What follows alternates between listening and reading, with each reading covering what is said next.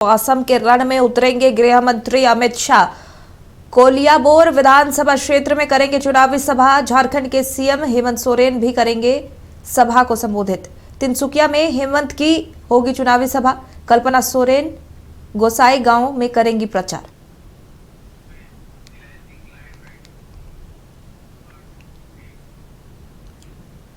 चलिए हम सीधे रुक करेंगे। हमारे इनपुट एडिटर निलय सिंह हमारे साथ जुड़े हुए हैं।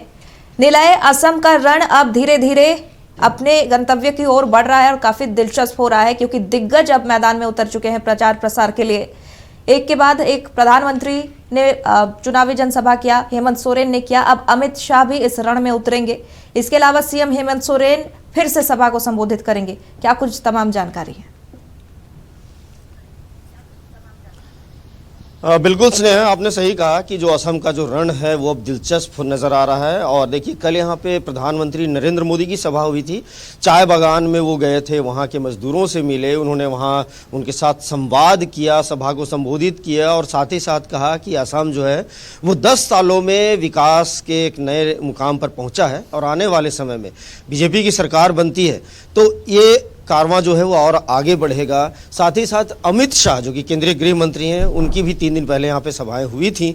आज वो फिर से आ रहे हैं। 2 दिन का उनका प्रवास यहाँ पे है। आज वहाँ पे वो कलियाबोर में जो विधानसभा है, जहाँ पे असम गण परिषद के जो कि बीजेपी की सहयोगी पार्टी है उसके प्रत्याशी हैं, उनके पक्ष में वो चुनावी सभा करेंगे और लोगों से बातचीत करेंगे, कार्यकर्ताओं के साथ भी बैठक करेंगे, मिलेंगे, उन्हें टिप्स देंगे।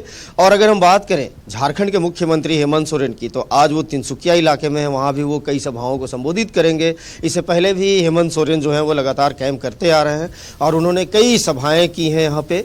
और जेएमएम जो है पूरी तरह से कहा जाए तो 16 सीटों में उनके प्रत्याशी खड़े हैं और बाकी के 4 सीटों में जो है उनके समर्थित प्रत्याशी खड़े हैं। तो एक इस असम के चुनाव में जेएमएम का भी जो है वो असर दिख रहा है। अब देखना यह है कि जेएमएम कितनी सीटें लाती है, लेकिन पूरी तरीके से यहाँ पे जो लड़ाई जो है, जो रण है चुनाव का, चुनाव की जो लड़ाई है वो दिलचस्प होता नजर आ रहा है।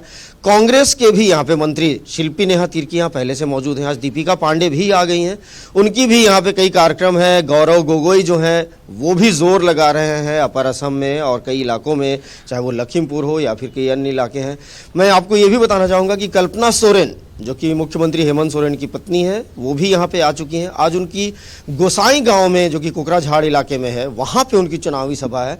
तो आज दिलचस्प है असम का रण। इसके अलावा तमाम जितने भी भारतीय जनता पार्टी के अलग अलग प्रदेशों के नेता हैं वो यहाँ पे कैंप कर चुके हैं। यहाँ पे चुनावी रणनीति बन रही है और बीजेपी को पूरी उम्मीद है कि इस बार तीसरी बार वो सरकार बनाएगी। आंकड़ा 100 से अधिक सीटों को पाने का है। अब देखना यह है कि बीजेपी उस लक्ष्य को पा सकती है या नहीं, जेएमएम पा सकता है या नहीं। और कांग्रेस जो है कह रही है कि इस बार जनता जो है परिवर्तन के मूड में है।